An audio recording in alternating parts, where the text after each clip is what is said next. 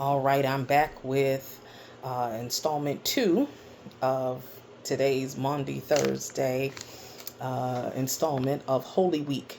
Okay, and in this video, I want to just do some summarization and more explanation on a couple things that took place on Maundy, was known as Maundy Thursday of Holy Week.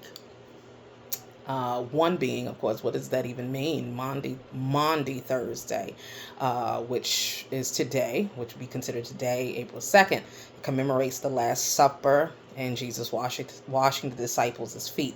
We see Jesus washing the disciples' feet in John chapter 13. Where Jesus is emphasizing humility, right, service, and the institution of what's called the Holy Eucharist or communion. What we generally more so know it as is communion. Okay, this term generally Maundy originates from the Latin mandatum or command, reflecting Jesus's mandate to the disciples to love one another. Jesus is a servant leader. He's saying, because the disciples got into kind of a dispute of who's going to be the greatest among them. And Jesus says, listen, those who are greatest among you, let him be your servant, right? Not the other way around, not to be served. And Jesus furthermore doubles down on that. He says, listen, the Son of Man came not to be served, but to serve and to give his life a ransom for many. So he's saying, as I've done this, as I've shown you this, right, to be a servant by doing, right, a leader by doing, by serving, right, you do the same, okay? A new commandment, Jesus said, I give unto you, that you love one another. Love and serve one another. Okay? So, Feast of Unleavened Bread, Passover. Want to talk about that. Okay. When was the Feast of Unleavened Bread? When did it start? Generally, the Feast of Unleavened Bread began on the 15th day of the Hebrew month of Nisan, which is April, immediately following Passover. Okay. Passover began in Holy Week this year, yesterday at sundown. All right. The Feast of Unleavened Bread generally lasts 7 days, running generally from the evening, as I mentioned, would be yesterday, technically in this Holy Week, until the 21st, or it is basically 7 days, right? Lasts for 7 days. So 7 days from yesterday, so the 8th, all right, of this month. The festival commemorates, or it's in memoriam of the haste with which the Israelites left Egypt. Okay. Passover being on the day before. The Feast of Unleavened Bread begins the very next day. And unleavened, meaning without yeast. So bread that does not rise. It basically has no leaven. And leaven is representative of sin. Okay, that's what leaven in the scriptures means. It means sin. Jesus admonished in his teachings, one of his teachings, beware of the leaven of the Pharisees. Okay, now the Pharisees are part of the religious elect of the day. And Jesus like, beware of their sin. Beware their hypocrisy. Beware their foolishness. Because they ain't living what they preaching. They put it on you. They put the burden on you to live it. But they themselves, who teaching it to you, they not living it. So Jesus tells the people, beware of the leaven of the Pharisees. Tell the disciples that. All right.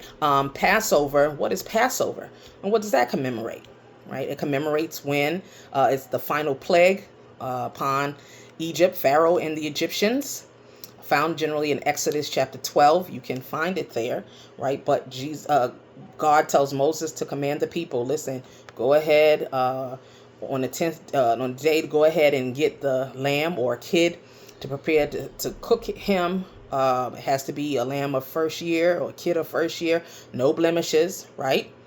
It has to be sinless, has to be perfect, right? It is a representation of Jesus Christ, right, to come. And Moses instructs them, listen, as God instructed Moses, listen, go ahead and take the blood from that sacrificial lamb, all right, and put it on the lintels and the doorposts with a branch of hyssop, right, branch of hyssop, put it on the lintels above the door and on the side, two sides, the side posts of the door. And when the death angel passed over, hence why it's called Passover, right? When the death angel passes over, when he sees the blood, he will pass over and not slew the firstborn male of that particular house. So the Egyptians were not aware of this. This was only given to God's people. And then God instructed Moses to tell the people, listen, on this 10th day, go ahead and first of all, get all the leaven out your house, but make bread and have it ready. And while you eat this bread on Passover, when you eat this lamb on Passover, right, you're going to cook him and eat him on Passover. Anything left of him, do not eat it, all right, after that night. But while you eat it, and you eat that unleavened bread, I want you to eat that bread. Have the bread prepared to take with you because you're getting ready to journey out of Egypt. And I want you to have that bread ready and eat that bread. You're going to have a little bit of that bread, right? And you have make enough bread when you make it of unleavened bread to have with you to take for these 7 days. You get ready to go into this wilderness and this journey to go over to the promised land. But I want you to eat that bread. When you sit to eat it on Passover, I want you to eat that bread, right? With your loins girt about. Right, with your clothes ready, with your shoes on, because you don't know when you're going to need to get up out of there. And that's what happened. And that night, when the death angel passes over Egypt and kills the firstborn, generally firstborn sons of the Egyptians, right? But the Israelites are spared because they obeyed God's command to go ahead and put the blood of the, again, this is symbolic of Jesus, right? The sacrificial lamb, the pure, unadulterated, had to be a lamb or kid or goat of 1 year old, right? At most a year old, right? And put that blood, because you're going to eat him, but put the blood when you kill him to prepare to eat him. Put that blood over the doorpost, over the lintel and the doorpost, right? And your house will be saved. And furthermore, it's said too in Exodus, like when you put the blood on the lintel and the doorpost, don't come out your house. After you do that, stay inside for the blood to cover, right? God, oh Lord. I said, come on, Father. I love it, right? The symbolism and just the obedience. This is what you will be spared. Your family, your life will be spared when that death angel passes over, right? Because he sees the blood, because God sees the blood. Hallelujah. And without the shedding of blood, there can be no remission of sins, the Bible lets us to know. All right, so that's Passover, Feast of Unleavened Bread in a nutshell. All right.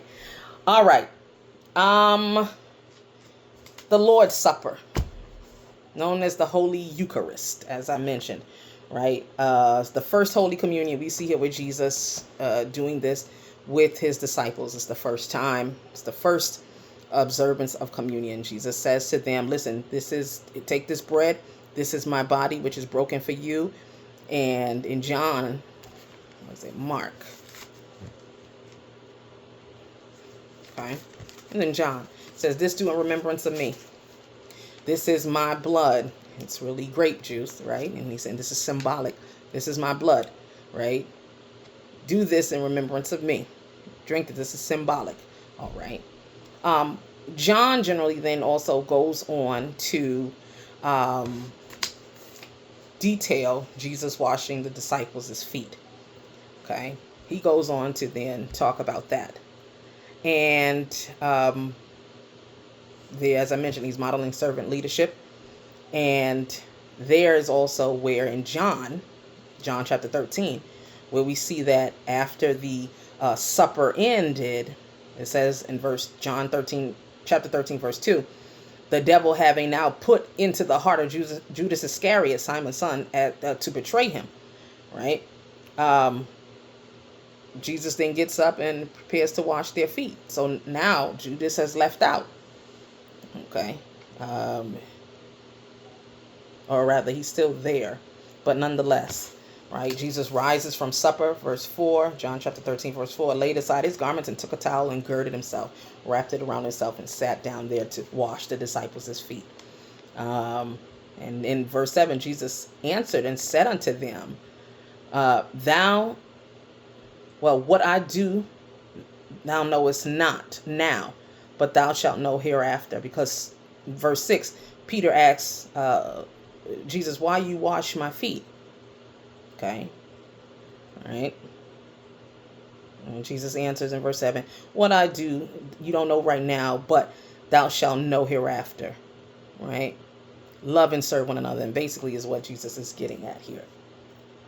And then furthermore, I had read, he says, Jesus says, listen, if I, your Lord, if I then, your Lord and Master, have washed your feet, In verse 14, ye also ought to wash one another's feet, for I have given you an example that ye should do as I have done to you. Verily, verily, I say unto you, right? The servant is not greater than his Lord, neither he that is sent greater than he that sent him. And if you know these things, happy are ye if you do them, right? And Jesus goes on to let them know, some of y'all are clean, but all of y'all not clean. And specifically, he's talking about Judas, all right, who would betray him, going to betray him. All right. Next up, Peter's denial foretold, right? As I talked about that in the first video. Peter is big man talking about something. Nah, Jesus, I'm not going to deny you. Me?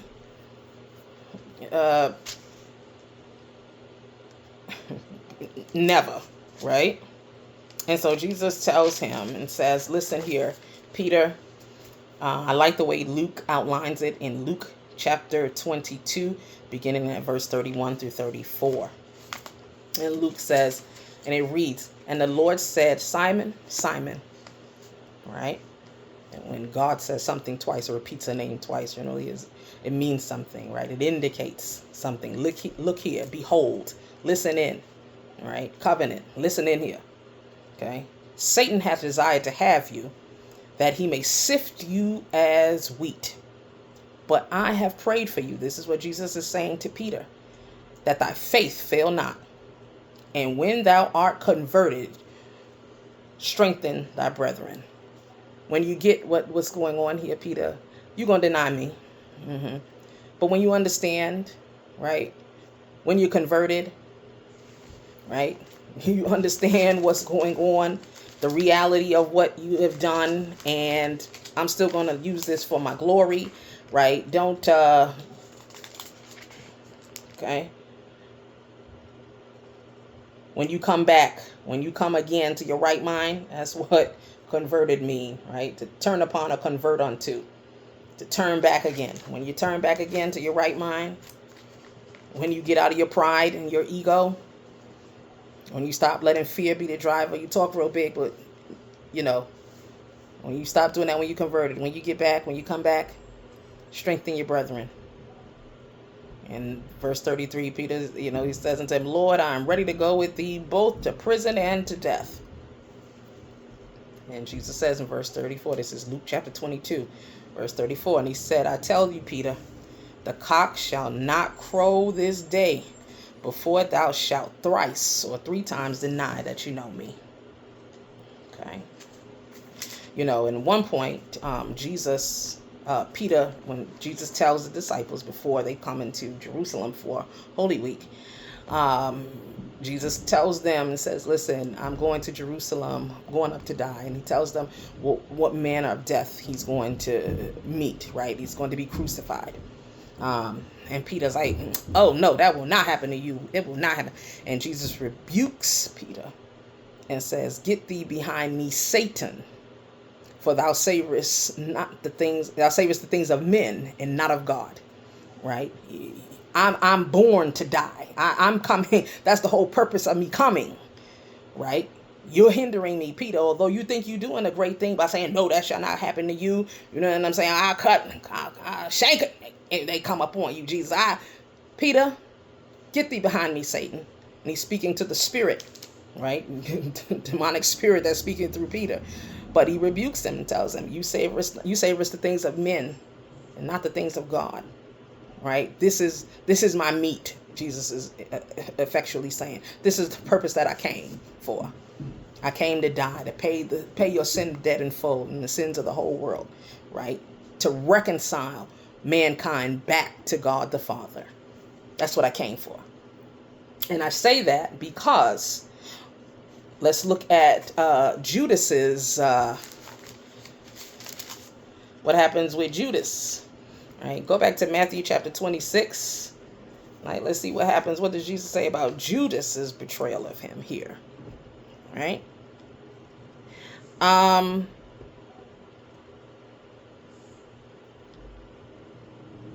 Well, let me go back to 49. And forthwith he came to Jesus and said, "Hail, Master," and kissed him. Mhm. Then came they and laid hands on Jesus and took him, in verse 51. I'm sorry, verse 50. And Jesus said unto him, "Friend," and who is he talking? Who is Jesus talking to here? Judas. Now he rebuked Peter because Peter saying, "No, you ain't gonna go to the cross. You ain't gonna die. We ain't gonna have that." And Jesus says to Peter, "Get behind me, Satan." But here Judas is betraying him. And Jesus calls, in verse 50, and Jesus said unto him, "Friend, wherefore art thou come?" Where you coming from? Now, what an oxymoron.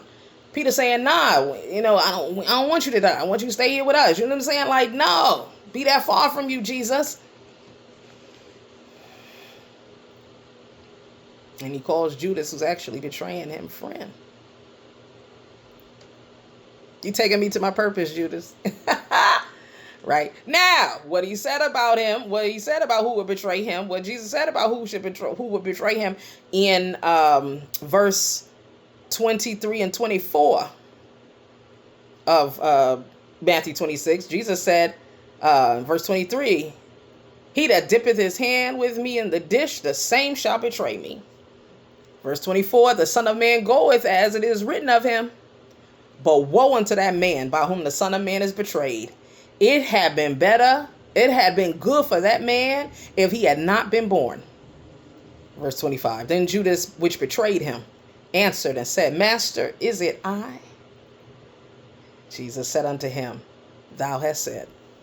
Right? But Jesus here, when he comes to identify, to let everybody know who they should grab, who Jesus is, Jesus called Judas friend. Right?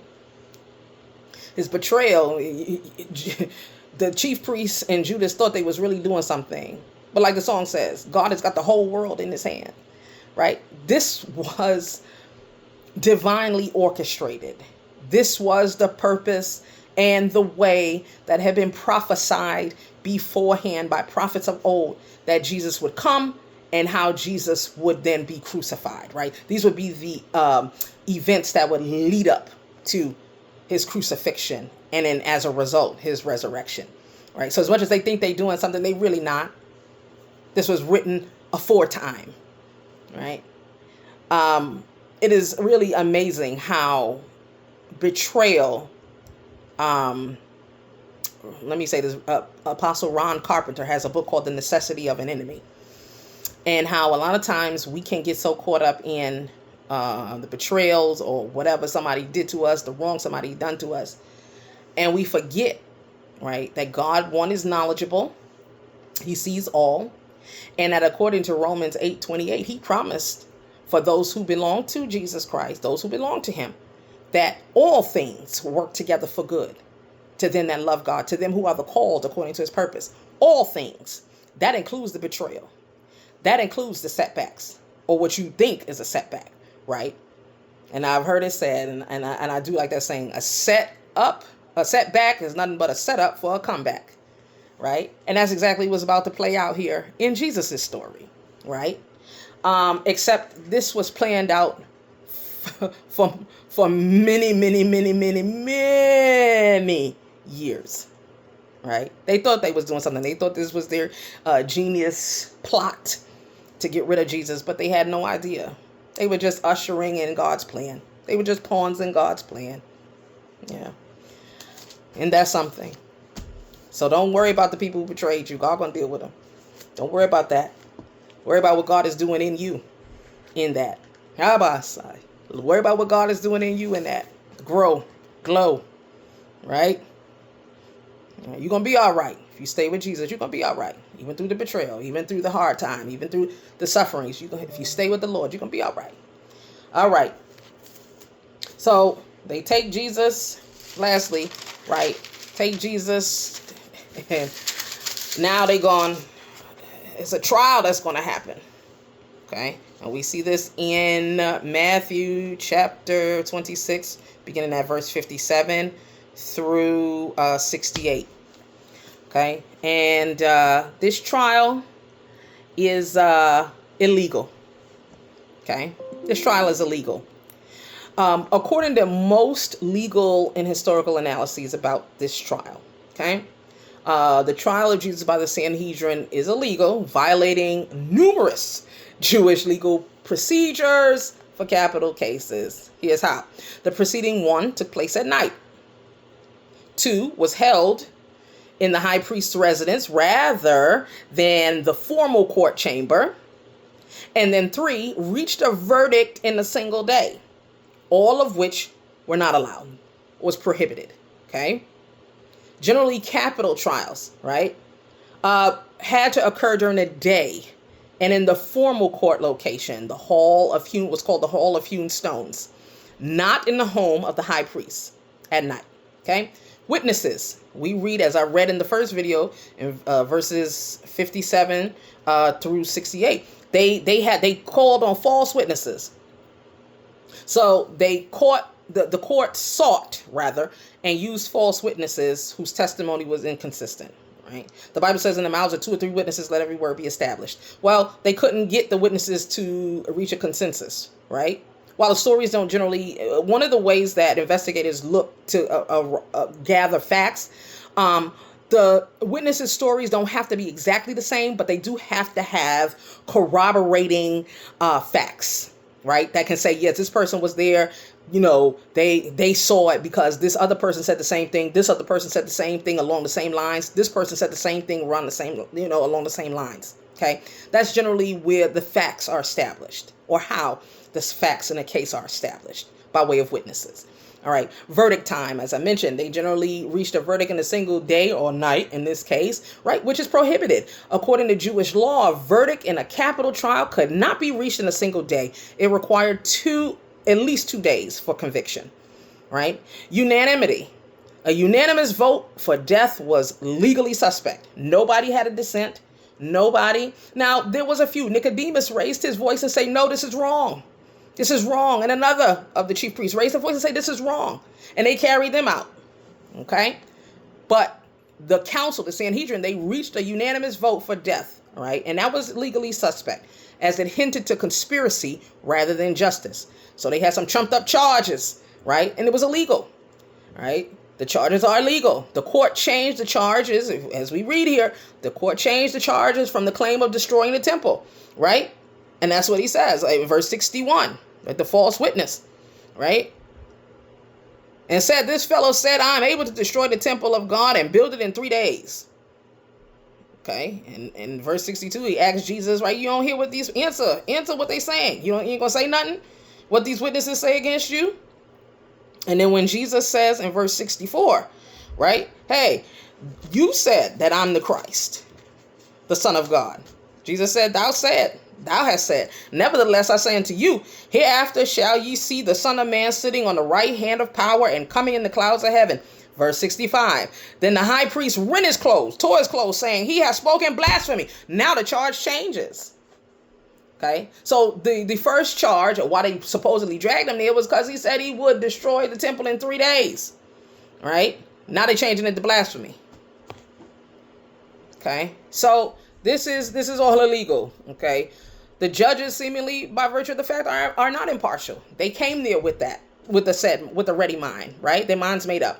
And they actively plotted, as I read before here in the previous videos, they actively plotted to kill Jesus, to put him to death before the trial even started. All right, so as we can see here, these proceedings are a sham. All right. Still goes on today, don't it? For there is nothing new under the sun, Solomon says. Right? All right. So, with that, those are the pieces that I wanted to comment on with regards to Maundy Thursday, these events that transpired. It's a lot. Boy, Jesus went through a lot for you and me. And we haven't even gotten to his crucifixion yet. Okay? But that's tomorrow. All right? So please join me. Please go ahead and read ahead of time. Keep reading. Beginning chapter Matthew chapter 27, right? Mark 15:1, Luke 23, and John chapter 18, verses 28 through well, 28 to really the end of the chapter. All right. So please, I pray this installment has blessed you. I pray that it is giving you more meat and potatoes in the scripture of the events that transpired on Maundy Thursday. And please comment. Right? You like the video. Hopefully you stayed to the entirety of the video. I know it's long, but the information shared, I think, is very worth it. And it helps really paint the picture of the significance of what Jesus endured to restore us, what God even thought enough about mankind to do, right? Through his only begotten son, Jesus Christ, because he loves us so. All right. So I hope it provides more context to the events that transpired during Holy Week. And until next installment, the Lord bless you and keep you. Take care. Bye-bye.